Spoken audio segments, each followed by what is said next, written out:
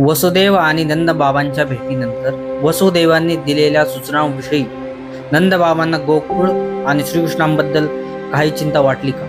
नंद महाराजांनी आपल्या घरी गोकुळात जात असताना सारखे वसुदेवांनी दिलेल्या सूचनांचेच विचार करू लागले होते. गोकुळात काही उत्पात तर झाला नसेल ना? वसुदेवांनी दिलेल्या सूचना निश्चितच मैत्रीपूर्ण होत्या.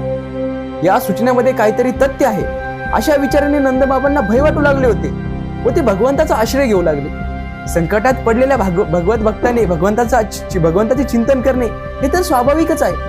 कंसाने पाठवलेल्या पूतना नामक राक्षसीने बाल श्रीकृष्णांना कशा प्रकारे मारण्याचा प्रयत्न केला?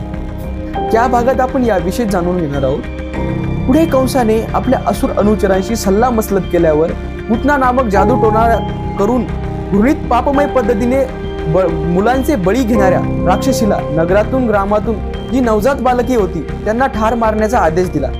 नंतर पुतणीने गोकुळात जाऊन कोणाशीही अनुमती न घेता नंद महाराजांच्या भवनात प्रवेश केला. तिने एका सुंदर युवतीप्रमाणे पोशाख घातला होता. तिच्या पुष्ट नितिंबामुळे आणि उन्नत ऊर्जामुळे आणि विशेषतः पातर कमळेमुळे ती अधिक सौंदर्यवती वाटत होती.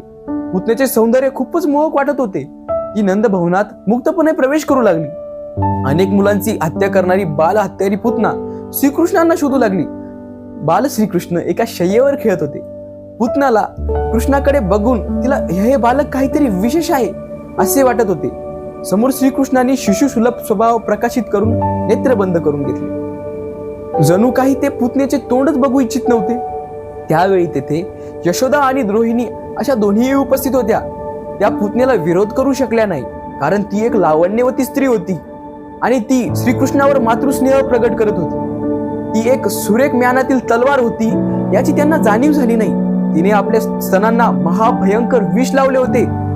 ती श्रीकृष्णांना मांडीवर घेताच आपला स्तन बाळ श्रीकृष्णाच्या मुखात दिला. तिला आशा होती की श्रीकृष्णांनी स्तनपान करताच त्यांचा अंत होईल, परंतु बाळकृष्णांनी क्रोधाने स्तन मुखात घेताच जोराने स्तनपान करू लागले होते.